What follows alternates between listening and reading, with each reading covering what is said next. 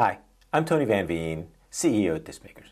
You know, it's been close to 40 years since I was, or I thought I was, a serious artist.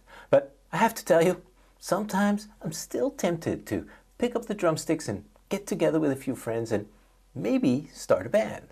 Which got me thinking, if I were a young, new artist today in 2026, where would I start? What would I work on? And what would I do to gain traction?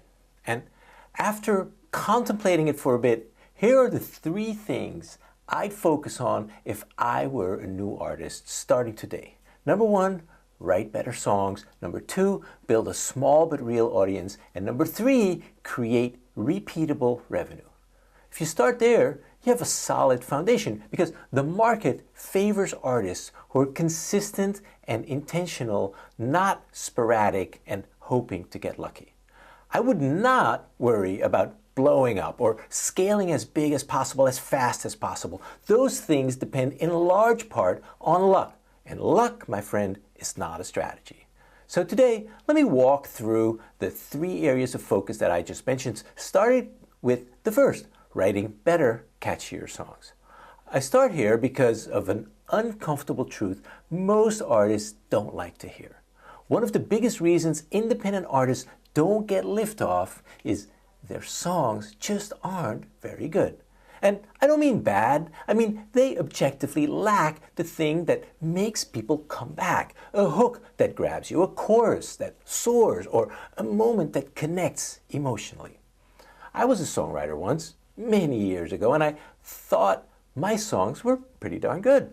Just like you probably think your songs are good. But listening back now, after a few decades of hearing both great music and mediocre music, I realized those songs of mine were, at best, a bit above mediocre. And for a new artist today, that's just not good enough. I've said before, a great song doesn't guarantee success, but a mediocre song almost guarantees failure. So if I were starting over, I'd follow a few disciplines. First, I'd write way more songs than I release. Most artists release too early. They're eager to make an album. So as soon as they have 10 or 12 workable songs, they head into the studio. Heck, as soon as they have 1 song, they'll upload it to Spotify. The pros, they don't do that. They write a lot and only release the winners. Second, I'd finish songs faster instead of endlessly polishing demos. Believe it or not, quantity leads to quality. The more reps you get, the better you get. And third, I'd set a hard rule. If the chorus isn't killer, the song isn't done. What does killer mean? A very successful major label A&R exec once told me, if someone can't sing the chorus back to you after hearing it once, it's not ready. I know that's a high bar, but it's a bar worth aiming for. And remember, hooks aren't just the chorus. A hook can be the opening line of a song, the rhythm of the melody, a cool transition or bridge, or even a simple instrumental motif. Basically, to me at least, a hook is anything that awakens a feeling that makes someone want to come back. Let me give you a quick example. I am decidedly not a Taylor Swift fan, but recently one of her songs, called Actually Romantic, showed up in my feed. I started listening, and less than a minute in, when the band kicked in, the drum beat was so understated and funky that I had to go back and listen again and again. That's the power of a hook. So how would I actually build these skills? I do 4 things. First, I'd listen like a student, not just a fan. When I love a song, I'd ask, what exactly made it work? Was it the chord change? Was it the lyric, the melody lift in the chorus? Second, I'd watch great songwriters talk about their craft. You can find John Mayer and Dave Grohl on YouTube, but it's often lesser known writers with major hit credits, people like Steve Seskin, who give the best insight into structure, into chorus, into lyric development. Third, I'd co-write. Co-writing is like fertilizer. You grow faster because you're in the room with someone who has different instincts. You bounce ideas, you feed off each other, and it's fun. And fourth, and this may be controversial, I'd experiment with AI. carefully. Not to replace my taste or my voice, but as a brainstorming partner. Rhyme options, alternate lines, structure ideas. Used that way, AI can help you get past a block. The key thing to remember is you stay the writer. And then, once I thought I had a great song, and this part really matters, I'd run the simplest test in the world. I'd play it for non-musicians. I wouldn't ask for opinions, I'd just watch their behavior. If they scroll, if they zone out, if they start talking or mentally leave the room, that's feedback. It means there's more work to do. But if they stay engaged, maybe bob their head, then maybe I'm onto something. That brings me to my second focus area, building a small but real fan base. Great songs are the foundation.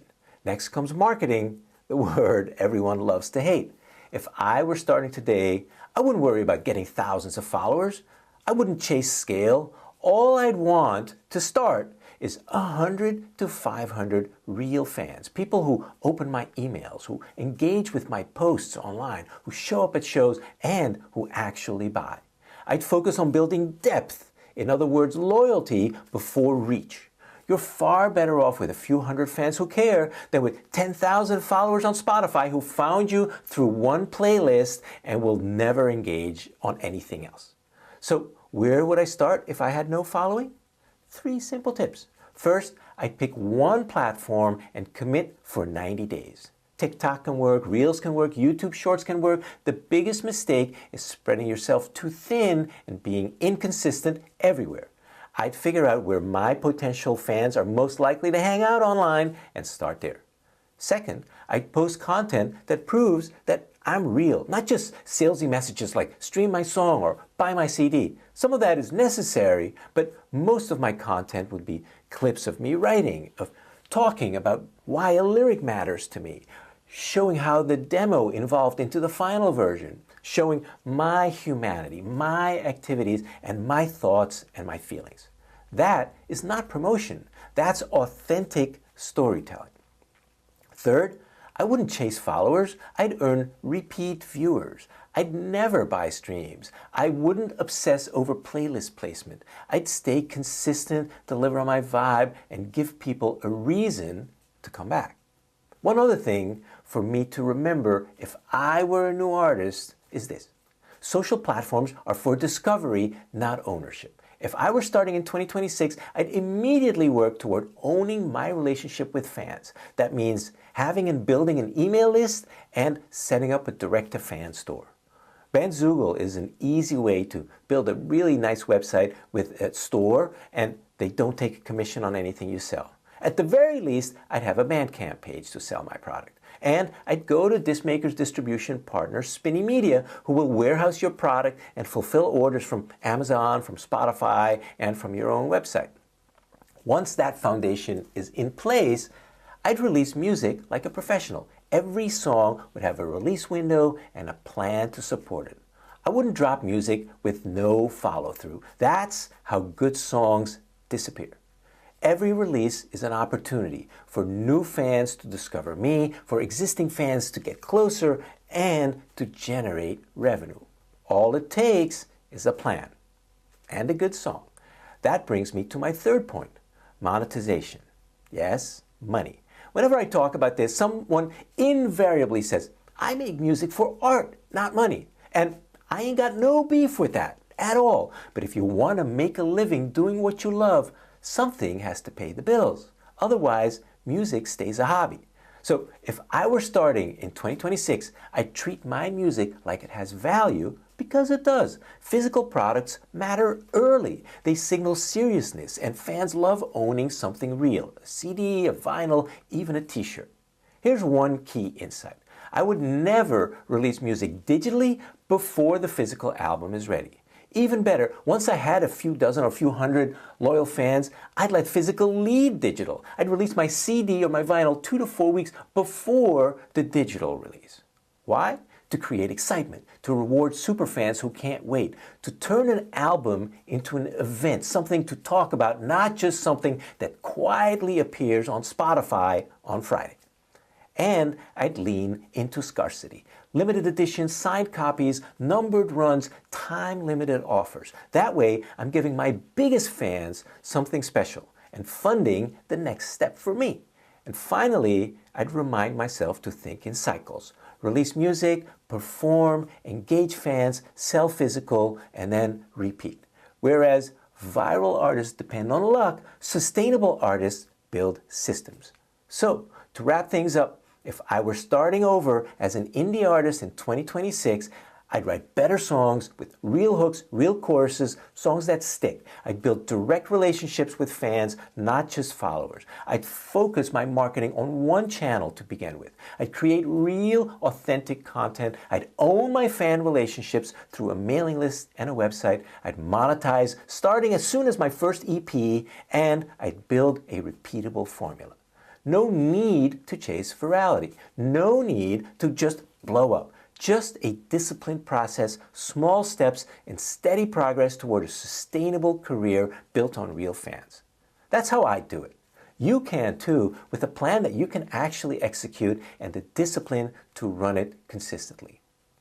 Happy New Year. Go make something great.